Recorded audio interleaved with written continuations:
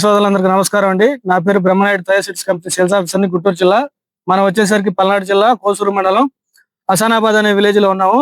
రైతు మన తయో 2626 అనే వెరైటీ తీసుకొచ్చాడండి. దాదాపు 16 ప్యాకెట్లు ఎకరం మొత్తం రైతు తీసుకొచ్చిన ప్యాకెట్లు. ఒకసారి క్వాలిటీ చూడండి, క్వాలిటీ ఎట్లా ఉందనేది ఒకసారి క్వాలిటీ చూడండి. క్వాలిటీ కానీ కాపు సెట్టింగ్ కానీ ఇది చూడండి సార్. కాయ సైజ్ కానీ తయో 2626 వెరైటీ అండి.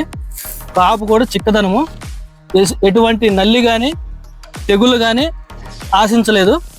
ప్రస్తుతానికి మెంతా తుఫాను కూడా తట్టుకొని ఈ సిచ్యువేషన్లో ఇలా ఉందండి. చుట్టుపక్కల మిగతా రకాలు కూడా నల్లి వచ్చి అంతా ఇదైనా కానీ తయో 2626 అనే వెరైటీ ఈ సిచ్యువేషన్లో కూడా తట్టుకొని నిలబడగలిగింది. చూడండి, సుమారు దగ్గర నా నడుముల పై నా హైట్ ఉంది.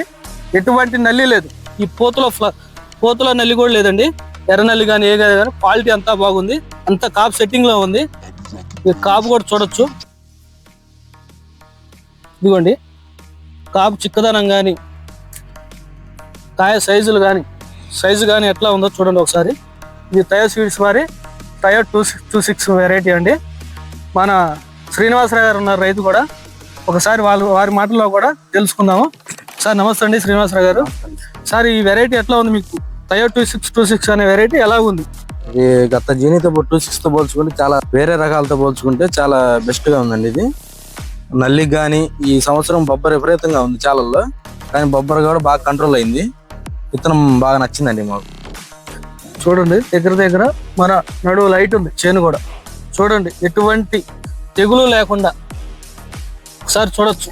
ఆ చెట్టు ఎటువంటి తెగులు లేకుండా కాయ సైజు కానీ కింద నుంచి కాపు కానీ ఇంకా పూత పింద చూడండి, అంతా సూది మీద ఇప్పుడే కాపు సెట్ అవుతుంది. ఇంకా చాలా వాటికి దగ్గర 2 నెలలు అవుతుందండి ఈ పైరేసి. రేపు ఇంకొక 10 రోజులు 20 రోజులు పోతే కానీ ఇంకా చేను ఇంకా బ్రహ్మాండంగా ఉండిద్ది. ఇది ఒకసారి గమనించగలరు రైతు సోదరులు. ఈ తయో సీడ్స్ కంపెనీ వారి తయో 2626 వెరైటీ అండి.